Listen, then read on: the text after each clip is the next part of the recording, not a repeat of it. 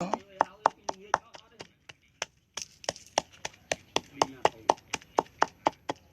tai cái trong ban vịt ban trong bán bốc ai rồi bên nghịch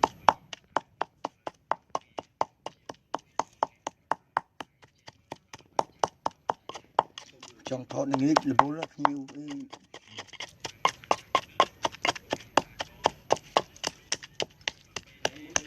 cái gì đấy bọc sen cho đấy đi đấy bọc hỏi thôi bọc lại đây hỏi không ừ rồi đã lên đã lại đi lên trâu rồi bọc nước bọc nó tên muốn là làm nó là tên của nó đấy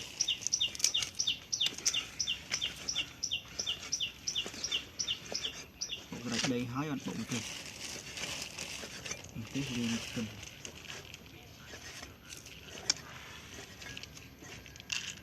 đây là gây như chia mình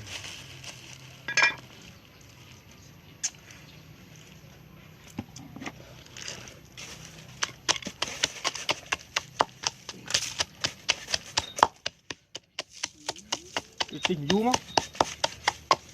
tình du không đấy là tình du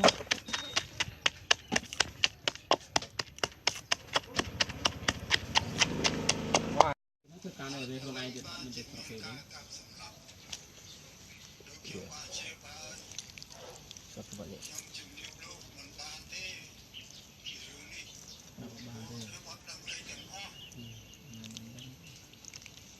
đang cái này thường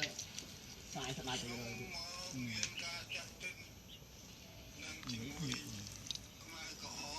anh là cái ông clean lại một cái chơi hài mình đang làm mơ hài đấy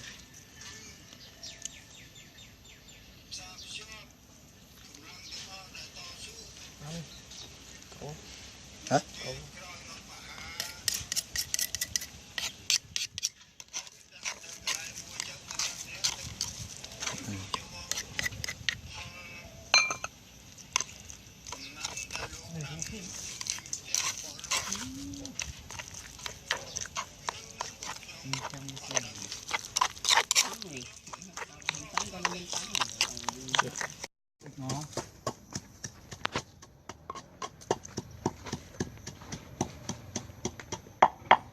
để quên với này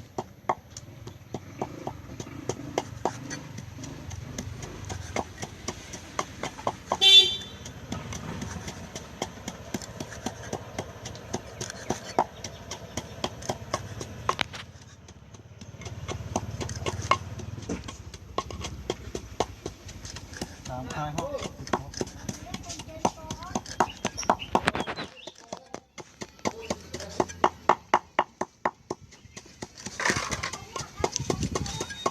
mà hơi dữ đấy đi chơi tâm nó một mặt ra muốn ra đấy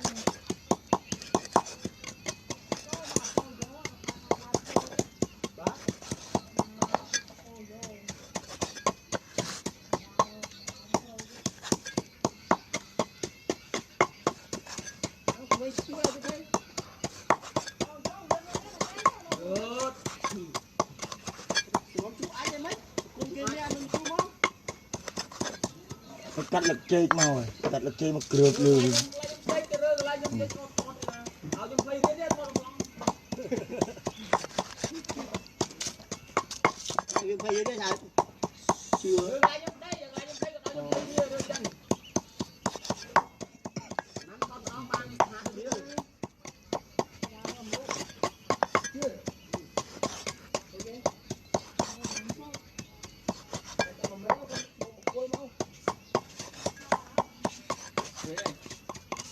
có đây nông ấy hơn này đấy không có thì cho đông đi vợ có giờ có bên nào anh đã mơ rồi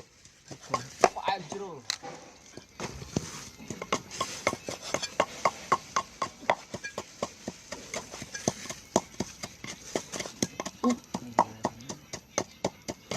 nè đây vẫn đang bán này tiết đâu hả ừ đây ạ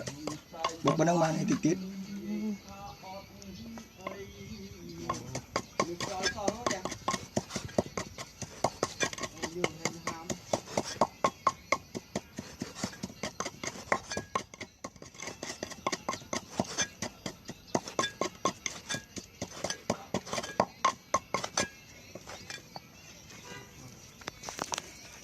chụp điêu xưa bông bông ngày nay nhom thư thầy ọp tật có á vâng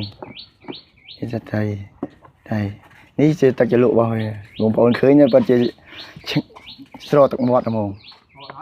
chẳng chơi tật ọt này chẳng xạ tật ọt này đây đi sạch trái bông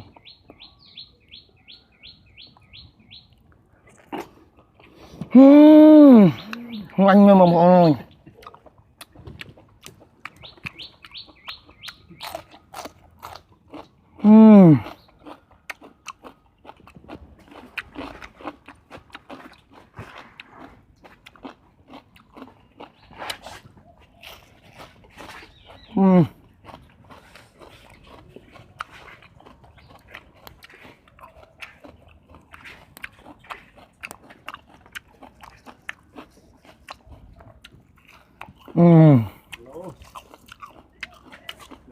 nghe nhá bông bông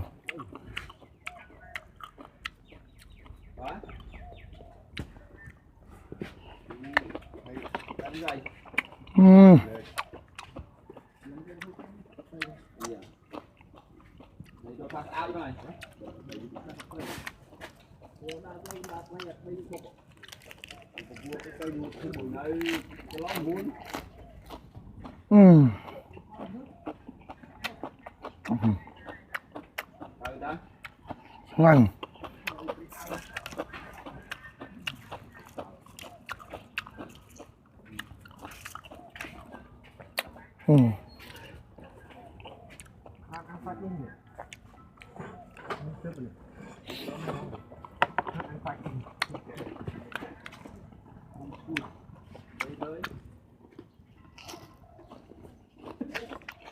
làm ơi bông bông ngon